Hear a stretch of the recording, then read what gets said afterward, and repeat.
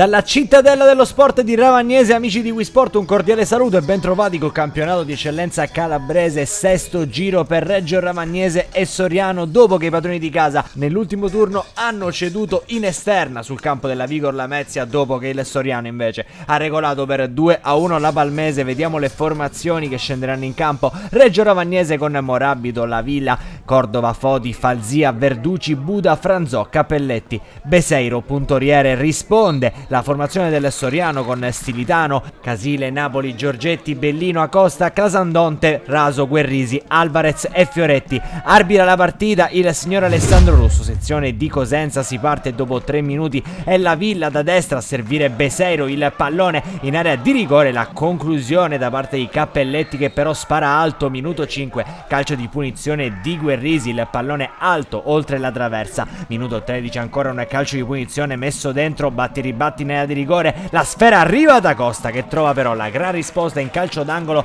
da parte di Morabito. Colpo di reni di rara bellezza per l'estremo difensore della Reggio Ravagnese che capitola però sul corner successivo. Proprio Morabito, l'uscita non è perfetta, sul secondo palo arriva Giorgetti che di testa manda in rete e trova il gol che vale lo 0-1. Reazione da parte della Reggio Ravagnese con Cappelletti che al 19esimo mette per Beseiro, clamorosamente calcia alle stelle da ottima posizione. Minuto 24, cross di La Villa per Beseiro che di testa riesce soltanto a impegnare Stilitano. Minuto 25, Acosta trova l'out giusto a destra, mette dentro per Alvarez che da buona posizione spara alto. Al minuto 27 La Villa, già ammonito, si guadagna il secondo giallo nel giro di pochi secondi, espulsione, clamoroso allora alla cittadella sportiva di Ravagnese quando al minuto 40 Bonadio serve Beseiro che manda in rete, viene tutto fermato per presunta posizione di fuorigioco. Questo il nostro fermo immagine che prova a far luce sull'accaduto. Nel frattempo rivediamo anche il bel tentativo con il mancino da parte di Beseiro che finisce in rete. Finisce anche il primo tempo, fin qui 1-0, ma è successo di tutto sicuramente tra Reggio Ravagnese e Soriano. Decide il gol di Giorgetti, inizia la ripresa, il copione non cambia, ci riprova ancora Reggio Ravagnese con Bonadio